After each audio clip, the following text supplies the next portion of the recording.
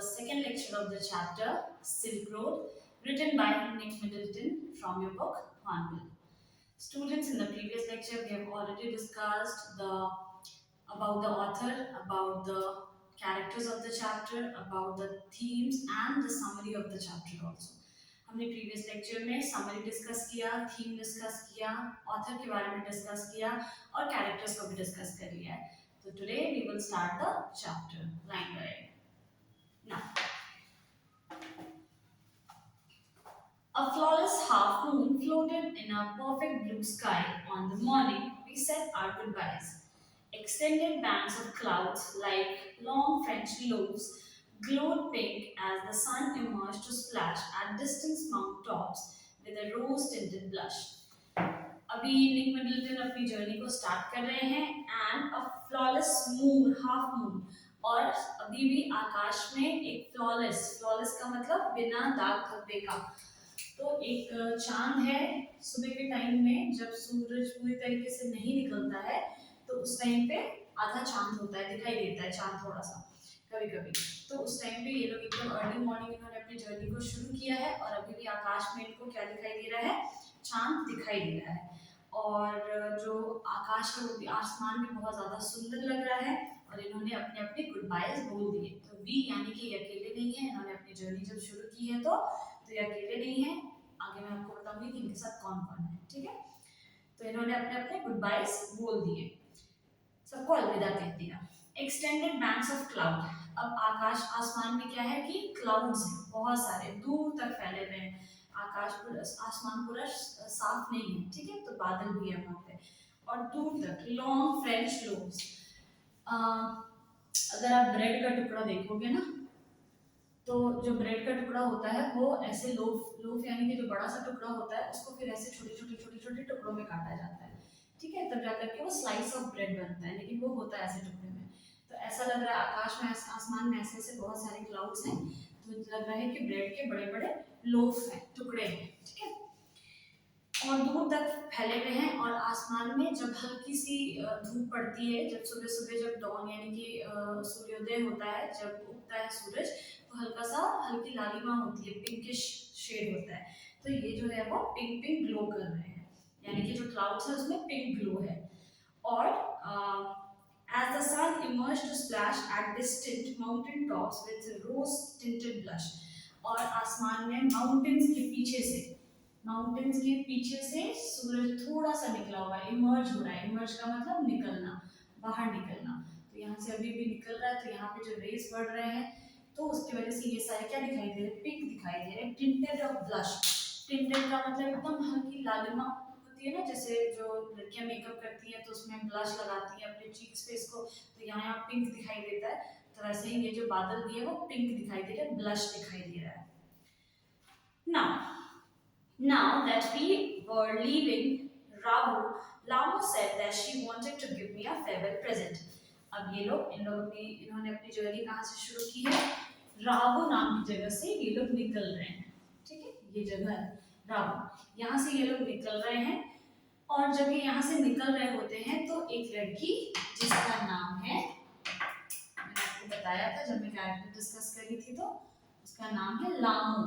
ठीक है, तो लामू उनको कहती है कि वो इन्हें एक फेयरवेल प्रेजेंट देना चाहती है, इन्हें गिफ्ट देना चाहती है. फेयरवेल यानी कि जब कोई कहीं से जा रहा होता है तो हम लोग as a token of love हम लोग उनको गिफ्ट देते हैं, ताकि यहाँ के लोग उन्हें याद रहे कि हाँ, जब मैं वहां गया था ना तो ये मुझे मिला, और जब मैं वापस आ रहा था तो ये गिफ्ट मुझे दिया गया था. मैं अलविदा कहने का एक छोटा सा तोहफा, ठीक है, तरीका. One evening, I had told her through Daniel that I was heading towards Mount Kailash to complete the Kora, and she had said that I ought to get some warmer clothes. एक शाम जब Daniel और Lamu और निक Middleton, ये लोग सारे शायद तिब्बत में साथ में थे, तो उस टाइम पे, या हो सकता है निक मिडलटन तिब्बत आए होंगे, तब ये लामू के वहां पे ठहरे होंगे, तभी लामू से इनकी जान पहचान हुई होगी. तो निक ने डैनियल से कहा था कि मैं अपनी जर्नी माउंट कैलाश की तरफ शुरू करने वाला हूँ, कोरा कंप्लीट करने के लिए. कोरा क्या होता है? कोरा एक मेडिटेशन रिचुअल होता है, ट्रेडिशन होता है मेडिटेशन करने का, बुद्धिस्ट, बॉन और तिब्बतियंस का। ठीक है, तो तिब्बत में ये लोग क्या करते हैं कि माउंट कैलाश के चक्कर लगाते हैं। हमारे में इसको बोला जाता है परिक्रमा। जैसे हम लोग कोई ऐसी पूजा करते हैं तो उसमें मंदिर की परिक्रमा करते हैं ना, चक्कर लगाते हैं, तो ये लोग वैसे ही तिब्बतियन लोग, बुद्धिस्ट लोग और बॉन ट्रेडिशन, ये तीन ट्रेडिशन है स्पेशली वहाँ पे, तो ये लोग माउंट कैलाश के चक्कर लगाते हैं, तो उसको कहते हैं कोरा करने के लिए। तो एक तरीके का तीर्थ यात्रा है। तो एक सीजन होता है, एक स्पेसिफिक टाइम पीरियड होता है, उस टाइम पे वहाँ बहुत भीड़ होती है, वहाँ बहुत दूर दूर से लोग आते हैं कोरा करने के लिए। तो निक मिडलटन भी कोरा के टाइम पे ये माउंट कैलाश जाने वाला है, और उसी टाइम पे ये तिब्बत पहुंचे हुए हैं, उसी के आसपास अराउंड उसी टाइम पे ये वहाँ पहुंचे हुए हैं। और इन्होंने डैनियल को इन्होंने डैनियल से कहा था कि मैं अपना माउंट कैलाश का जर्नी शुरू करने वाला हूँ कोरा कंप्लीट करने के लिए। तभी उसने कहा था, लामू ने कहा था कि मुझे आपको वार्म कपड़े देने चाहिए, मतलब कि ये मेरा कर्तव्य है कि मैं आपको वार्म कपड़े दूं, क्योंकि माउंट कैलाश बहुत ठंडा है, ऑब्वियसली वहाँ बर्फ होती है। तो यहाँ पे क्या हो रहा है कि तिब्बत के लोग हैं वो, तो उन्हें पता है कि वहाँ पे ठंड है बहुत ज़्यादा, तो ये उनका कर्तव्य होता है, कर्तव्य बनता है, लामू का कर्तव्य है ये कि निक अगर वहाँ उसके घर से जा रहे हैं माउंट कैलाश की ओर कोरा करने के लिए, तो वो उन्हें गर्म कपड़े दे। ठीक है, यहाँ पे क्या है कि थ्रू डैनियल का मतलब क्या है कि मैंने डैनियल से कहलवाया था। डैनियल से कहलवाने का मतलब कि जब तक डैनियल इनके साथ थे तो तिब्बत, डैनियल एक ट्रांसलेटर की तरह इंटरप्रेट कर रहे हैं वो लैंग्वेजेस को। डैनियल को तिब्बतियन बोलना और इंग्लिश बोलना दोनों आता है, तो ये एक सॉर्ट ऑफ कम्युनिकेशन है लामू और निक के बीच में। तो निक ने डैनियल से कहा कि वो अपनी जर्नी शुरू करने वाले हैं, तो डैनियल ने बताया लामू को, तो लामू ने उनको कहा, डैनियल के थ्रू कहलाया कि मुझे, ये मेरा कर्तव्य है कि मैं आपको गर्म कपड़े दूं। After ducking back into her tent, she emerged carrying one of the long-sleeved sheepskin coats that all the men wore. जब वो लोग जा रहे होते हैं, निकलने वाले होते हैं, तो वो फटाक से अपने टेंट में जाती है। डकिंग का मतलब घुस जाना, तो वो अपने टेंट में घुसती है फटाक से, डकिंग बैक, अपने टेंट में जाकर के घुसती है, और वहां से एक लंबा सा स्लीव्स का कोट जो शीप स्किन का बना हुआ है, भेड़ के स्किन का बना हुआ है, तो उसे लेकर के निकलती है वहां से। अब भेड़ के स्किन का जैसे ये जो कोल्डर रीजन्स होते हैं, पहाड़ी इलाके होते हैं, वहां पे याक और ऐसे बाइसन और ये सब जो जानवर होते हैं उनके स्किन के कपड़े वगैरह ज्यादा बनते हैं, क्योंकि वहाँ की ठंड जो होती है वो अनबेरेबल होती है, -डिग्री टेम्परेचर होता है, माइनस में टेम्परेचर होता है, तो इसीलिए गर्म रखने के लिए ये लोग एनिमल स्किन के कपड़े बना करके पहनते हैं। तो वहाँ पे शीप स्किन के कपड़े ज्यादातर जो मेन हैं, जो आदमी लोग हैं, वो लोग पहना करते हैं, तो इसने उनको ही निक को भी इसने क्या किया, वही कपड़े गिफ्ट किए। सेटन साइज्ड हिम अप, और सेटन ने उनको क्या किया, पहनने में हेल्प किया, अच्छे से उसको फिट कर दिया। सेटन कौन है, मैंने आपको बताया था कि सेटन एक ड्राइवर है और गाइड भी है, ठीक है, बहुत अच्छा ड्राइवर है वो, वहाँ पे लोगों को जगह इधर उधर लेकर के जाता है, वो रास्तों को बहुत अच्छे से जानता है, कौन सी जगह कैसी है, वहाँ पे कैसे ड्राइव करना है, वहाँ क्या मिल सकता है, सब कुछ पता है उसे। As we clambered into his car, yes, he declared, Dropa sir, और वो जैसे ही कोट को पहन करके वो लोग क्या करते हैं, कार में बैठ जाते हैं। क्लैम्बर्ड का मतलब घुस जाना, अटना। अब वो कोट जो था वो थोड़ा भारी था और मोटा भी था, तो किसी तरीके से वो उसको पहन करके कार में जब बैठते हैं, तो सेटन कहता है, ड्रोबा सर, मतलब आहा आप तो पूरे शेफर्ड के जैसे लग रहे हो। ड्रोबा का मतलब होता है शेफर्ड, चरवाहा, जो भेड़ चराता है। तो वहां पे जितने भी भेड़ चराने वाले लोग हैं, जो चरवाहे हैं, वो लोग ये वाले शीप स्किन वाले कोट को पहनते हैं, ठीक है, तो वो भी, निक भी उस कोट को पहनने के बाद बिल्कुल ड्रोबा लग रहे थे, इसलिए सेटन उनको देख के मुस्कुराते हुए कहता है, यस, बहुत अच्छे सर, आप बिल्कुल ड्रोबा लग रहे हो। We took a shortcut to get off the Changtang. Satan knew a route that would take us southwest, almost directly towards Mount Kailash. अब ये चांगटैंग क्या है? एक प्लेस है तिब्बत में, ठीक है। अब तिब्बत क्या है? तिब्बत एक प्लेटू है। प्लेटू यानी कि जो जमीन से थोड़ा सा ऊंचा होता है, तो सबको पता है कि तिब्बत एक प्लेटू है। और वहां पे ऑलरेडी उस पे भी पहाड़ है, तो चांगटाई एक जगह है, ठीक है। तो ये लोग क्या कर रहे हैं? एक शॉर्टकट ले रहे हैं माउंट कैलाश जाने के लिए। तो चांगटाई से निकल करके एक शॉर्टकट पड़ेगा जो सेटन को अच्छे से पता है, और वो साउथ वेस्ट की तरफ उनको ले जाएगा और डायरेक्टली माउंट कैलाश की तरफ ले जाएगा। It involved crossing several fairly high mountains passes, he said, but no problem, sir, he assured us. अच्छा, अब वहाँ पे क्या है कि शॉर्टकट रास्ता जो होता है वो वैसे भी थोड़ा सा कच्चा रास्ता होता है, थोड़ा उबड़ खाबड़ होता है, प्लेन नहीं होता है, प्रॉपर रास्ते हाईवे नहीं मिलते हैं आपको उधर पे। तो ये वाला जो रास्ता था ये भी कुछ वैसे ही था, जो कि फेयरली माउंटेन हाईली माउंटेन्स मिलने वाले हैं, जहाँ पे बहुत ऊंचाई नीचाई ऐसे करके रास्ता मिलने वाला है। लेकिन सेटन ने कहा कि कोई प्रॉब्लम नहीं सर, मैं हूं ना, मैं आपको ले जाऊंगा, क्योंकि वो जानता है उसका हमेशा से यही काम है, आना जाना लोगों को ले जाना। तो वो कहता है कि कोई बात नहीं सर, मैं हूं, मैं आपको ले जाऊंगा अच्छे से। If there is no snow, हाँ वहां से जाना आसान कब है? अगर वहां पे स्नो ना हो तो। कभी कभी क्या होता है कि हाईवे वगैरह पे भी जहाँ पे बहुत ज्यादा स्नोफॉल होती है, तो सड़क पर बहुत ज्यादा बर्फ जम जाती है।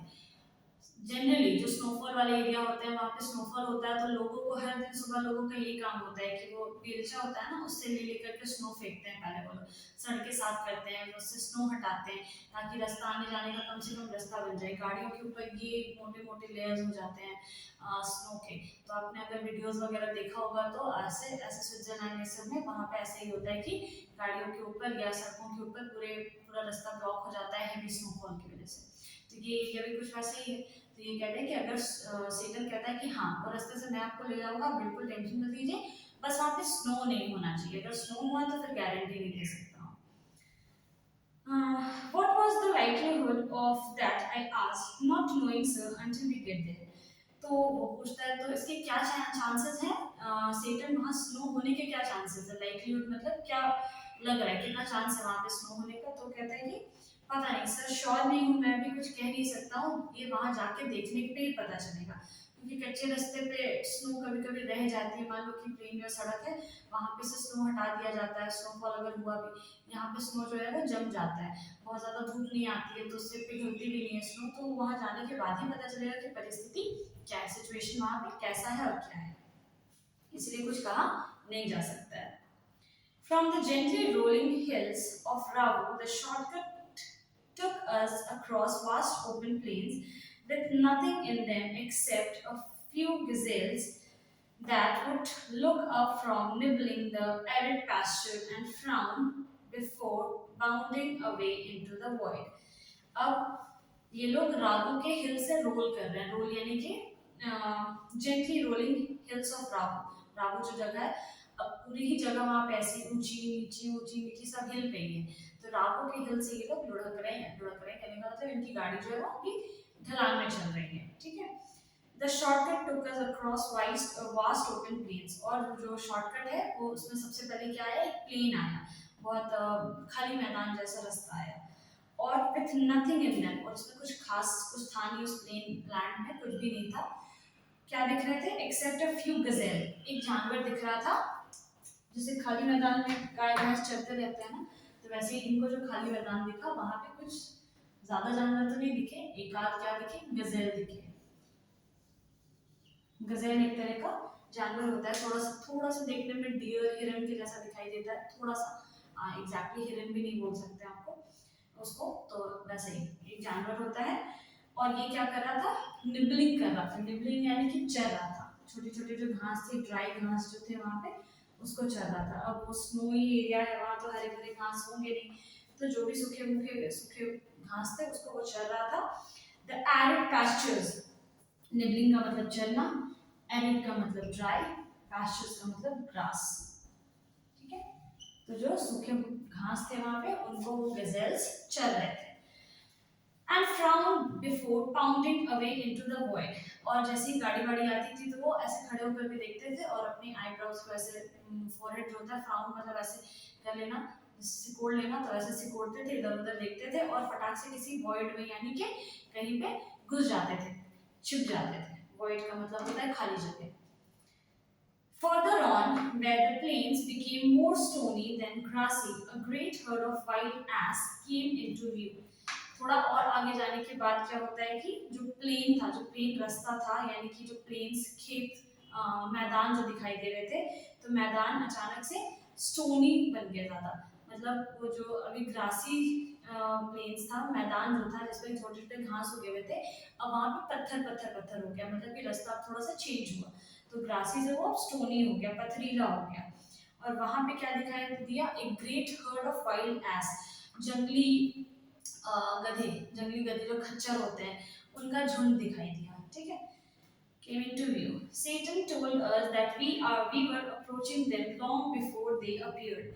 और सेटन को बहुत दूर से पहले से ही पता चल गया था। तो सेटन कहता है ये अभी आपको दिखाई दे रहा है ना, मुझे तो बहुत पहले ही पता चल गया था कि ये लोग है वहां पे।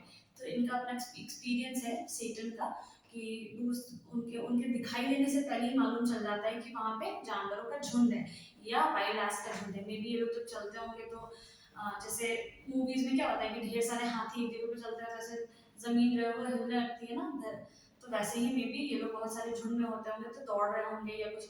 जैसे अगर आपने वो देखा होगा, लायन किंग देखा होगा, तो उसमें जब वो बफेलोस का जो झुंड आता है दौड़ते हुए, जो जिस टाइम पे, तो उस टाइम पे ऐसे कंकड़ जो है वो उछलने लगते हैं, वाइब्रेशन होने लगता है।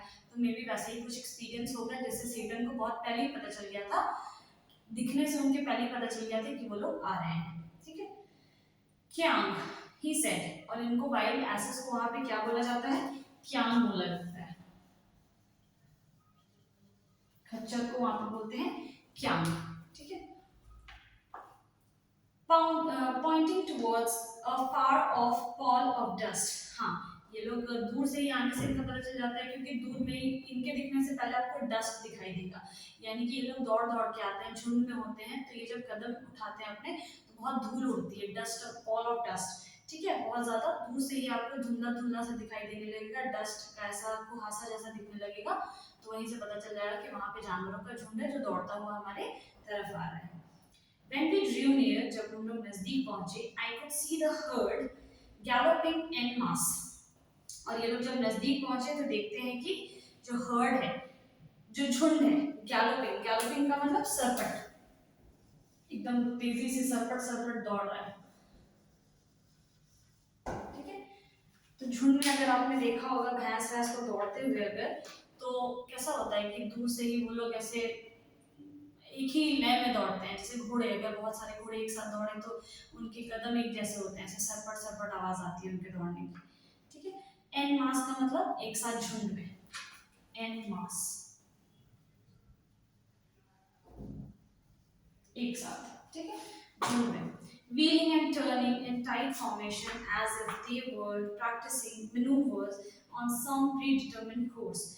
और व्हीलिंग, वो लाठी मारने जैसा, फिर टर्निंग, एक ही साथ टर्न करना, फिर एक टाइट फॉर्मेशन, जो ग्रुप था ना, ऐसा लग रहा था कि सोल्जर्स को कैसे परेड कराया जाता है, कोई ड्रिल करवाई जाती है, मिलिट्री प्रैक्टिस जब होती है, तो सब साथ में कदम उठाते हैं, साथ में कदम नीचे रखते हैं, सबके मूवमेंट एक जैसे होते हैं, कदम की आहट एक जैसी होती है, बिल्कुल बिल्कुल भी कोई वो नहीं होता है, चेंजेस नहीं होता है। तो वैसे ही इनमें भी लग रहा था कि ये लोग जब एक साथ एक टाइट फॉर्मेशन करके, मतलब एक साथ झुंड करके जब ये लोग दौड़ रहे थे, टर्न कर रहे थे, व्हील कर रहे थे, तो वैसे करके ऐसा लग रहा था दूर से देख करके कोई मैनूवर कर रहा है। मैनूवर का मतलब, मैनूवर प्रैक्टिस मींस कोई मिलिट्री प्रैक्टिस हो रही है।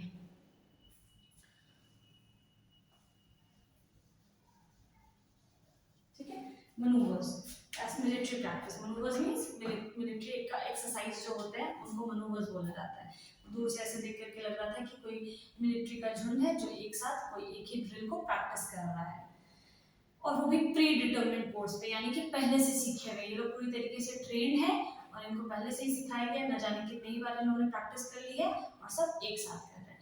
ऐसा होता है, जानवरों में एक अपना ताल होता है, तालमेल होता है, ठीक है। तो वो लोग अगर इस तरीके से दौड़ेंगे तो सबका उनका जो लय होता है वो बिल्कुल एक जैसा होता है, ठीक है। उनको सिखाने की जरूरत नहीं होती कि लेफ्ट पहले, then right, then hands up, then hands down, इस तरीके से परेड जैसा उनको सिखाने की जरूरत नहीं होती, उनमें ऑटोमेटिकली वो सेंस होता है, और जो सब करते हैं तो सब साथ में एक साथ करते हैं। Now, plumes of dust billowed into the crisp, clean air. और अब क्या होता है कि plumes of dust, यानी जो वो दौड़ रहे थे तो उस टाइम पे पूरा का पूरा जो डस्ट है वो उड़ने लगा, ऊपर ऊपर हो गया, और फिर वो धीरे धीरे धीरे धीरे सेटल होकर के एयर जो है वो क्लीन हो जाता है। क्लीन एयर को पहले क्या किया था, वो जो डस्ट था वो भर दिया था, वो जो उनका उनके दौड़ने की जो आर्ट, उनका जो दौड़ने का जो एक्सरसाइज था उससे पूरा का पूरा जो साफ सुथरा जो एयर था वो पहले पूरी तरीके से भर गया था, बिलोड हो गया था। बिलोड का मतलब भर जाना, फिल्ड हो जाना। तो साफ सुथरी हवा को डस्ट से भर के चले गए थे वो लोग, वो जानवर सारे के सारे।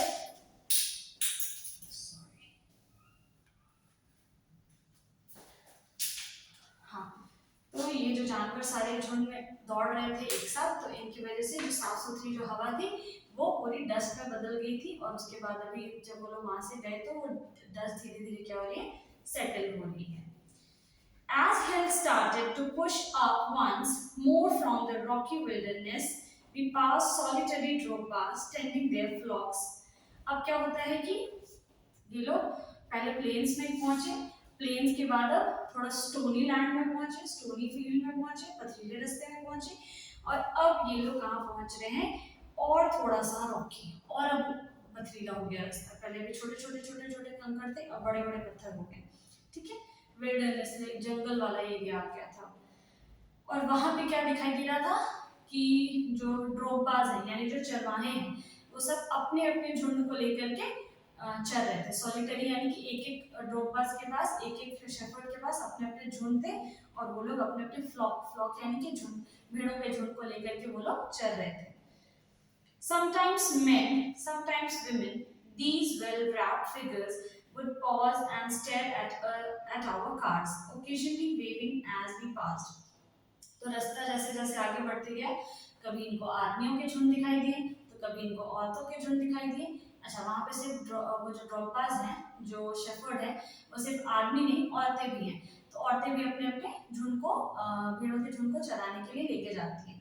तो इन्हें कभी मेन दिखाई दे रहे थे, कभी विमेन दिखाई दे रही थी, और कभी कभी वो लोग क्या करते थे, वेल रैप्ड। वेल रैप्ड का मतलब कभी कभी नहीं, मतलब वो सारे के सारे क्या थे, वेल रैप्ड थे, मतलब ठंड बहुत ज्यादा थी तो पूरी तरीके से कपड़े उपड़े पहन करके ऐसे लपेटे हुए थे। रैप्ड होना जैसे चॉकलेट का रैपर होता है तो किसी चीज को लपेटने को बोलते हैं रैप करना, तो वैसे ये लोग भी अपने आप को पूरी तरीके से कपड़े से रैप किए हुए थे, क्योंकि ठंड बहुत ज्यादा थी। और ये लोग जब गाड़ी वहां से क्रॉस होती थी तो सब खड़े होकर के उनको घूरते थे, उनकी कार को बड़े गौर से देखते थे, क्योंकि उनके लिए ना कच्चे रास्ते में जनरली क्या होता है, गांव वाला एरिया होता है। कच्चा रास्ता शॉर्टकट मतलब थोड़ा रिमोट एरिया होगा, आइसोलेटेड एरिया होगा, ऐसा सुनसान रास्ता होगा, एक आध घर होंगे, बहुत ज्यादा नहीं होंगे, गांव वाला एरिया होगा। तो उनके लिए गाड़ी वहां से आना जाना बहुत नई बात होती है, तो वो लोग ना घूरते हैं, देखते हैं कि कौन सी गाड़ी है, कितनी बड़ी गाड़ी है। बच्चे कभी कभी गाड़ियों के पीछे दौड़ते हैं, ठीक है। तो वो वाला नज़ारा बहुत अच्छा होता है, बड़ा अच्छा लगता है देखने में वो। तो ये लोग क्या करते थे, घूरते तो थे ही, साथ साथ ये लोग जब वहां से क्रॉस करते थे तो ये लोग बाय बाय वेव भी करते थे, हाथ भी हिलाते थे वो लोग, जो मेन विमेन बच्चे जो लोग वहां पे खड़े थे, जिनकी जब कार क्रॉस होती थी तो वो लोग एक अंग्रेज को देख करके बाय करते थे। ऑब्वियसली अब मिडिल टाइम अंग्रेज, और हम लोग भी कभी फॉरेनर को ऐसे देखते हैं तो थोड़े एक्साइटेड हो जाते हैं देख करके। तो ये लोग तो थोड़े विलेजर्स थे, शॉर्टकट से जा रहे थे, तो ऑब्वियसली आइसोलेटेड डेजर्टेड एरिया होगा, गांव वाला एरिया होगा, तो उनके लिए अंग्रेज गाड़ी ये सब चीजें बहुत नई बात थी, तो देख करके वो लोग एक्साइटमेंट में बाइक करते थे। When the track took us close there to their animals, the sheep would take evasive action, veering away from the speeding vehicle. अच्छा, अब जो रास्ता था, जब उसके ऊपर ये लोग चलते थे, तो जो ट्रैक है यानी जो रास्ता, जो उनकी गाड़ी के चक्के हैं यानी कि जो कार है, वो रास्ते में जब भेड़ों के नजदीक आती थी ना, तो जो भेड़ थे वो लोग ना कुछ अजीब से एक्शन करते थे। इवेसिव का मतलब होता है सरप्राइजिंग एक्शन करते थे, ठीक है। कभी भी अचानक से कहीं पे भी घूम जाना, चल रहे सीधे अचानक से घूम जाते थे, क्योंकि थोड़े भेड़ डरपोक होते हैं, ठीक है। और वो लोग हमेशा झुंड में ही होते हैं।